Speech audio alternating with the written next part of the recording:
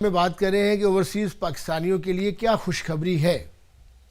ایک تو جو bureau of immigration and overseas employment کی جانب سے یہ اعلان کیا گیا ہے، اور کافی عرصے سے، کئی سالوں سے میں کہوں گا کہ یہ ہو رہا تھا کہ جی پاکستان میں اوورسیز پاکستانیوں کی جائیدادوں پر قبضے ہو جاتے ہیں اور ان کے کیس کئی سال نہیں سنے جاتے. پھر یہاں پہ جو اوورسیز پاکستانی ہیں وہ پاکستان میں جا کر ان مقدمات کی پیروی نہیں کر سکتے. لیکن اس کے لیے یہ بڑی خبر یہ ہے کہ اب ان کے لیے یہ بڑی آسانی پیدا کر دی گئی ہے کہ وہ ویڈیو لنک کے ذریعے اپنے مقدمات، اگر وہ نہیں بھی جاتے تو ان کے مقدمات ویڈیو لنک کے ذریعے سنے جائیں گے، اور جو ہے ہنگامی بنیادوں پر جو ہے ان کے فیصلے کیے جائیں گے. اور پنجاب کی جتنی بھی ڈسٹرکٹس ہیں وہاں پر جو ہے ججز صاحبان بیٹھیں گے. اسلام آباد میں کام شروع کر دیا گیا ہے اور وہ فوری اوورسیز پاکستانیوں کے مقدمات سنیں گے. یقیناً پراپرٹی کے مسئلے زیادہ ہوتے ہیں، اپنے بہن بھائیوں، دوستوں، رشتہ داروں، اس طرح کی نوعیت کے واقعات ہوتے ہیں، لیکن وہ بھی اب پاکستان کی گورنمنٹ یہ چاہ رہی ہے کہ وہ بھی ان کو فیس نہ کرنا پڑے. سہیل انجم انصاری صاحب، آپ کی طرف آتے ہیں. سب سے پہلے تو آپ کو امبیسڈر آف ساہیوال کہا گیا ہے، تو یہ امبیسڈر جو ہے اوورسیز پاکستانی بھی سارے امبیسڈر ہیں، تو سارے امبیسڈر آپ کو سن رہے ہیں، ایک امبیسڈر کو سارے امبیسڈر سن رہے ہیں. تو یہ امبیسڈر کا خطاب آپ کو کیوں، کیسے ملا، اور جو ساہیوال کا لنک ہے اوورسیز پاکستانیوں کے ساتھ وہ کیا ہے؟ بسم اللہ الرحمن الرحیم. سب سے پہلے تو چوہی صاحب آپ کا شکریہ، آپ نے اپنے پروگرام میں دعوت دی، مدعو کیا، اور یہ میرے لیے اعزاز کی بات ہے. سفیر ساہیوال جی جو آپ نے پوچھا ہے، یہ ایک آنرری اعزاز ہے میرے لیے، بلکہ میں کہوں گا ساہیوال کے لیے، کہ اللہ تبارک تعالیٰ نے مجھے جب ساہیوال چیمبر آف کامرس کا پریزیڈنٹ میں بنا جی تو ایک میری ڈپلومیٹک موومنٹ تھی نا جو، وہ اس میں الحمدللہ ساہیوال کا نام پورے اسلام آباد میں گونج گیا.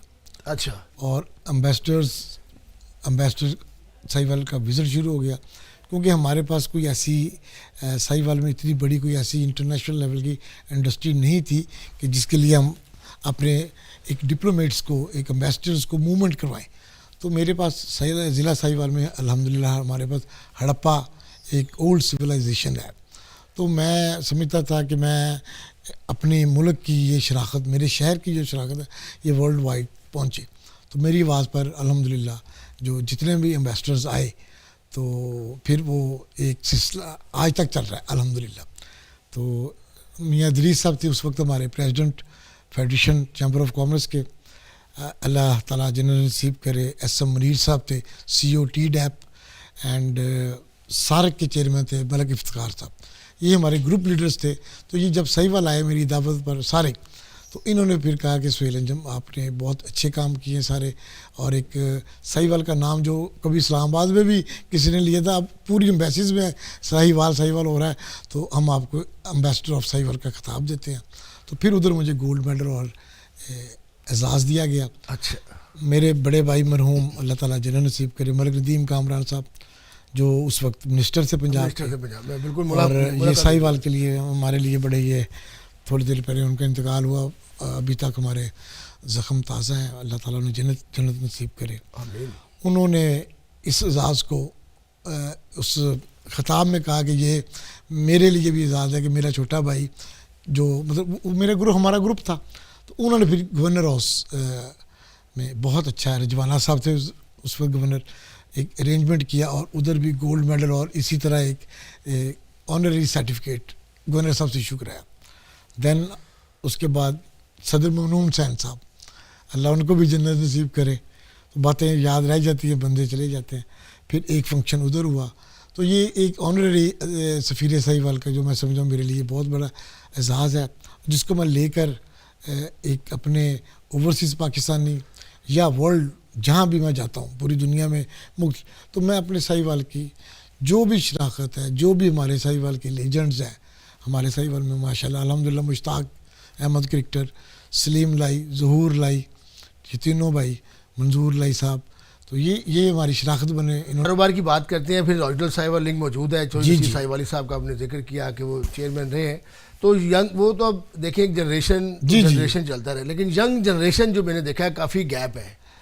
جی جی صحیح کیا. تو اب ینگ جنریشن کے یہاں پہ میں نے سنا ہے کہ وہ ان کو اپنے پیرنٹس کو کہتے ہیں کہ جی ہم نے واپس نہیں جانا, جو کچھ آپ کے پاس وہاں پہ جمع پونجی ہے وہ بھی واپس لے کے واپس اسی ملک میں لے آئے, جو کہ یہیں پہ ہمارا اڑنا بچھونا ہے. لیکن دوسری طرف آپ بتا رہے ہیں کہ بڑی اپرچونیٹیز پاکستان میں اب آ رہی ہیں اوورسیز کے لیے, لیکن ینگ جنریشن جو یہاں کی یوتھ ہے یا یہاں کی اگلی نسل ہے, ان کو کیسے اسٹرینگتھن کیا جا سکتا ہے؟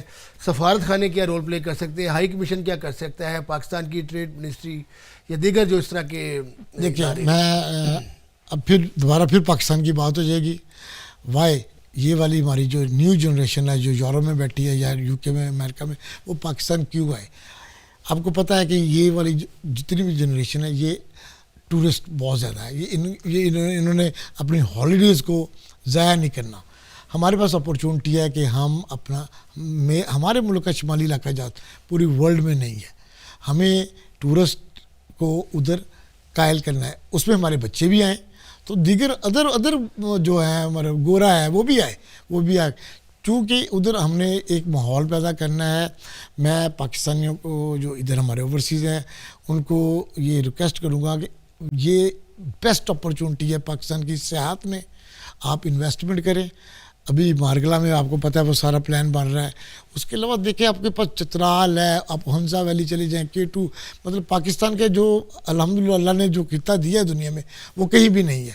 تو یہ تھوڑے سے آپ بھی ساتھ دیں, اور پاکستان کا جو بچے بھی آئیں گے, جب آپ جائیں گے نا تو یہ نیو جنریشن بھی جب آپ ان کو لے کے جائیں گے تو وہ بھی انشاءاللہ تعالیٰ پھر ایک موومنٹ بنے گی, اچھے ریلیشن ہوں گے.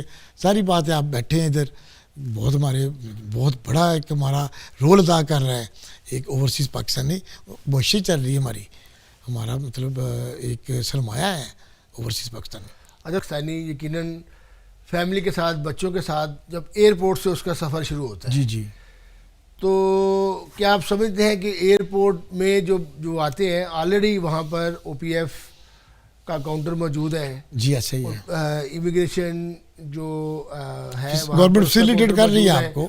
دیگر جو اوورسیز منسٹری ہے اس کا میں نے دیکھا ہے لوگ وہاں پہ گھوم پھر رہے ہوتے ہیں, لیکن سروسز جو ہیں اس طرح سے نہیں دے پا رہے یا نہیں دی جا رہی ہے کہ فیوچر میں وہ دیں گے. اس پر کہاں پہ کمی بہتری کی ضرورت ہے, گنجائش کہاں پہ ہے؟ پھر اس کے بعد جو پراپرٹیاں یہ خریدتے ہیں ان کو کیسے ایسے سیکیور اور فول پروف کیا جائے کہ وہ منافع جو ہے ان کو کس طرح سے ملے, کیسے ملے, پیسے جو یہاں سے بھیجیں کیسے بھیجیں, تھوڑا سا ایک فارمیٹ کیا آپ کی نظر میں؟ اس میں روشن ڈیجیٹل اکاؤنٹ کے تحت اوورسیز پاکستان نے آپ کو پتہ ہے پچھلے ریکارڈ بھی قائم ہوا, اتنے زیادہ یہ آپ کے فورن ریمیٹنس ہمیں آئیں. اس کے بعد اب ریئل اسٹیٹ اوور آل پوری ورلڈ میں سیشن چل رہا ہے آپ کو پتہ ہے, پاکستان بھی اس کا حصہ ہے. اور جنگ کے جتنے بھی آپ دیکھیں پوری ورلڈ میں اثرات ہوئے, پاکستان سب سے زیادہ اس میں ہوا. حالانکہ پاکستان کا رول آپ نے پتہ ہے کہ پاکستان نے ایک بہت پازیٹیو رول ادا کیا اور ایک بہت بڑی جنگ سے پوری دنیا کو بچایا. اور پاکستان آپ نے ایک گھٹیا ہمسائے کے مطلب آپ سمجھ لیں کہ ایک بہت بڑا جو ہم سے 7 گنا بڑا 6 گنا اس کو بھی دپا کے بیٹھا ہے. مارکاک میں ہم نے ان کو بتا دیا ہے. تو ہمیں چیلنجز دیکھے ہیں, یہ نہ آپ کہیں کہ آپ میں چیلنجز نہیں ہے, آپ کو بھی دیکھنا ہے.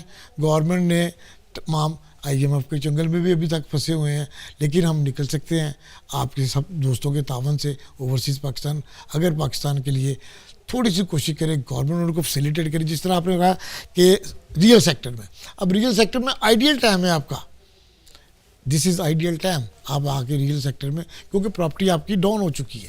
ریئل اسٹیٹ میں آپ سمجھتے ہیں آپ ریئل اسٹیٹ میں لیکن اس میں اب سیکیورٹی کیا ہے نا, دیکھیں اب سیکورٹی دیکھیں گورنمنٹ آپ کو پوری سیکورٹی دے رہی ہے. میں نے دیکھا ہے کہ جو پلاٹ وہاں پہ لوگوں نے لیے, میں سوسائٹیوں کے نام نہیں لوں گا اور ان بندوں کے بھی نام لوں گا جو بڑے باثر ہیں, جو آپ کے سامنے پاکستان میں سوسائٹیاں بنا کر بیٹھے ہوئے ہیں. وہ کریک ڈاؤن ہوئے ہیں. آپ کو ریسنٹلی پچھلے ہفتے آپ کو پتہ ہے کتنے بڑے انہوں نے کریک ڈاؤنس کیے ہیں. FIA بہت ایکٹیو ہو چکی ہے. اور اب یہ نہ سمجھیں کہ آپ کو پیسہ نہیں ضائع ہوگا انشاءاللہ تعالیٰ. وہ گورنمنٹ ہر سیکٹر میں گورنمنٹ بہت ادارے اپنا رول پورا ادا کر رہے ہیں. ہر سیکٹر میں کوئی بھی سیکٹر ایسا نہیں. ہم بزنس کر رہے ہیں, ہمیں پتہ ہے کوئی بھی سیکٹر FBR ہو, مطلب کسٹم ہو, آپ کی مطلب وزارت داخلہ ہو, مطلب یہ اہم ادارے ہیں، یہ سارے بڑا فوکس کر رہے ہیں. اب پاکستان میں یہ نہ سمجھے کہ آیا فراڈ کیا تو نکل گیا. اب نہیں ایسے نہیں ہے سیر صاحب. اب یہ ہے کہ جتنے اوورسیز پاکستانی تقریباً 1.5 کروڑ 2 کروڑ اوورسیز پاکستانی جی دنیا میں آباد ہیں، بالکل 1.25 کروڑ. اگر یہ لوگ پاکستان پر ان کا اعتماد بحال ہو جائے تو میرا نہیں خیال کسی آئی ایم ایف کی یا کسی ضرورت ہی نہیں رہے گی انشاءاللہ تعالیٰ ادارے کی ضرورت پڑے. لیکن سوال یہ ہے کہ اب جو بھی ماضی میں حکومتیں آتی رہی ہیں اور جاتی رہی ہیں، ڈفرینٹ آپ نے دیکھا ہوگا کہ لوگوں نے بڑی بڑی سرمایہ کاری کی ہے اور پھر وہ اسٹیبلٹی نہیں ہوئی، تو عدم استحکام کی وجہ سے، سیاسی عدم استحکام کی وجہ سے، غیر یقینی صورتحال کی وجہ سے لوگوں کو یہی ہم نے بحال کرنی نا. جو ہے وہ غیر یقینی صورتحال ہم نے ختم کرنی ہے، عدم سیاسی استحکام ہم نے ختم کرنا ہے، اور تمام جو ہمارا جو سرمایہ کار پاکستان میں موجود ہے اس کا بھی اعتماد بحال کرنا ہے. اس کا اعتماد بحال ہوگا دین اوورسیز بھی آئیں گے. تو گورنمنٹ کو اب یہ ساری چیزیں دیکھنی چاہیے.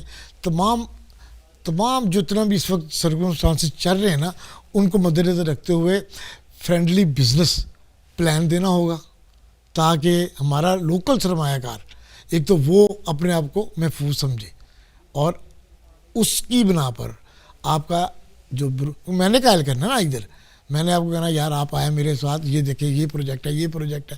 اگر میں ہی انسیف ہوا، میں ہی ٹھیک نہیں، مجھے فرینڈلی ماحول نہیں مل رہا، تو پھر آپ کس طرح آئیں گے؟ تو یہ پوری گورنمنٹ کو اس بجٹ کو، بہت اہم بجٹ ہے میں سمجھتا ہوں، اس میں آپ کو انتہائی محتاط انداز سے اپنا اور آپ نے قائل کرنا ہے اپنے اوورسیز بھائیوں کو، تاکہ نیکسٹ جولائی کے بعد آپ نیکسٹ جولائی تک آپ اپنی پرواز کو، جو اڑان پاکستان ہے پلان، اس کو ہم اڑان پاکستان میں لے کے جائیں تاکہ دنیا دیکھے. دنیا پر اعتماد کرنے کے لیے تیار ہے، لیکن آپ نے اب اس کو یقینی صورتحال میں ڈیولپ کرنا ہے.